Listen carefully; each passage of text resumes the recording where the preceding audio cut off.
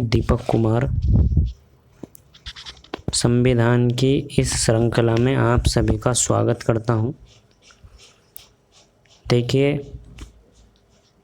हम आपके लिए लगातार परीक्षाओं के लिए उपयोगी प्रश्नों की श्रृंखलाएं चला रहे हैं। आप हमारी वीडियोस को लगातार देखें। ये वीडियोस पूर्णतः निःशुल्क हैं, तो आप इनका उपयोग अपनी परीक्षाओं में उठाएं। देखिए, आज का हमारा जो विषय रहेगा, आज का हमारा विषय है राज्य पुनर्गठन से संबंधित जो महत्वपूर्ण प्रश्न हैं, उन महत्वपूर्ण प्रश्नों पर हम चर्चा करेंगे। देखिए सर, पहला प्रश्न हमारे पास है, भाषाई आधार पर 1 अक्टूबर 1953 को सर्वप्रथम किस राज्य का गठन किया गया था। देखिए, भाषाई आधार पर 1 अक्टूबर 1953 को आंध्र प्रदेश राज्य का गठन किया गया था और ये आंध्र प्रदेश राज्य तेलुगु भाषी लोगों के लिए बनाया गया था। देखिए, एस.के. धर आयोग, न्यायमूर्ति एस.के. धर की अध्यक्षता में एक एस.के. धर आयोग का गठन किया गया और एस.के. धर आयोग ने पूर्णतः मना किया या इस बात को अस्वीकार किया कि भाषाओं के आधार पर राज्य का पुनर्गठन होना चाहिए। इस बात को एस.के. धर आयोग ने नकार दिया। उसके बाद एक जे.वी.पी. कमेटी बनी, 3 सदस्यीय कमेटी बनी और इस कमेटी ने भी भाषाई आधार को राज्यों के पुनर्गठन के लिए अस्वीकार कर दिया।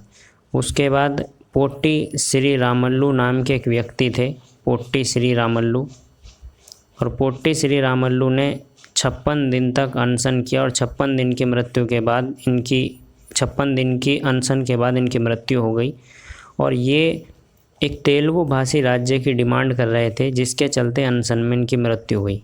और पंडित जवाहरलाल नेहरू ने इसके बाद आंध्र प्रदेश राज्य की स्थापना का गठन कर दिया। आंध्र प्रदेश राज्य की स्थापना की घोषणा कर दी और 1953 में इसका गठन कर दिया। दूसरा प्रश्न है, 1953 में किसकी अध्यक्षता में 1953 में किसकी अध्यक्षता में राज्य पुनर्गठन आयोग गठित किया गया था।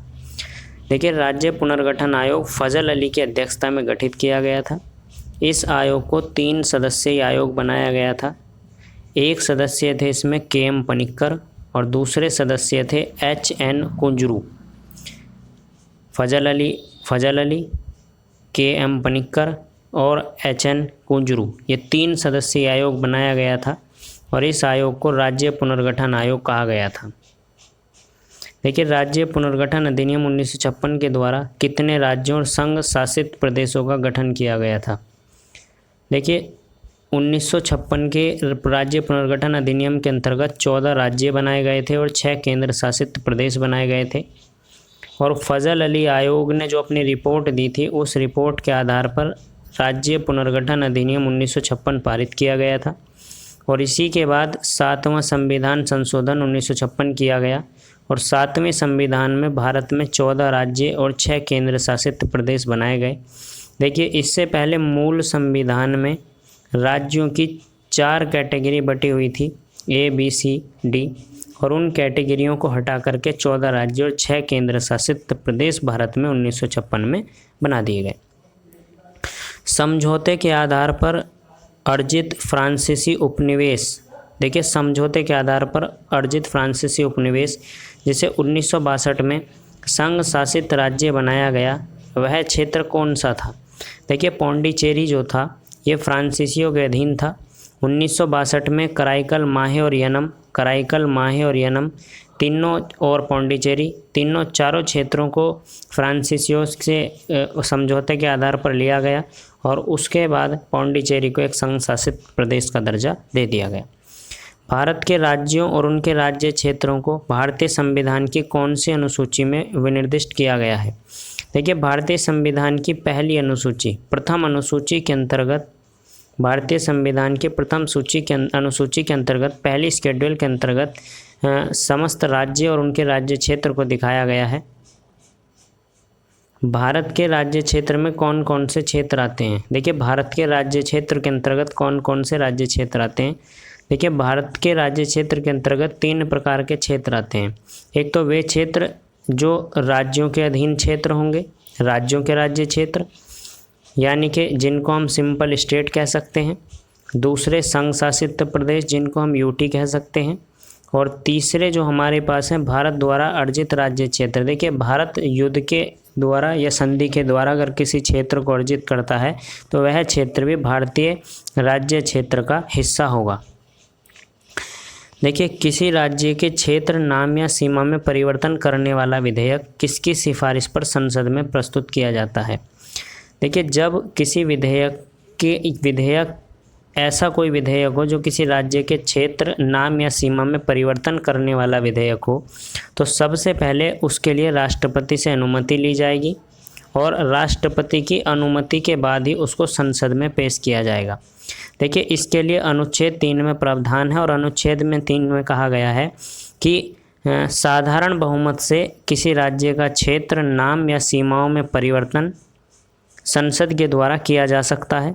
संसद ऐसा परिवर्तन करेगी, लेकिन संबंधित विधेयक को राष्ट्रपति की सिफारिश से, पहले राष्ट्रपति से सिफारिश लेनी होगी और उसके बाद इसको संसद में पेश किया जाएगा। देखिए, राष्ट्रपति इस विधेयक को जो संबंधित राज्य, जिस राज्य में परिवर्तन करने हैं, उस राज्य के विधानमंडल के पास राय के लिए इसको भेजता है।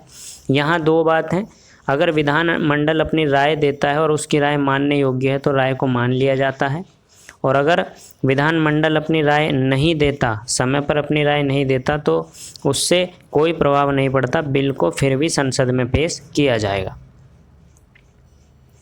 विधान देखिए, संविधान सभा के कौन से अनुच्छेद, संविधान सभा के कौन से अनुच्छेद के तहत भारत को राज्यों का संघ घोषित किया गया है।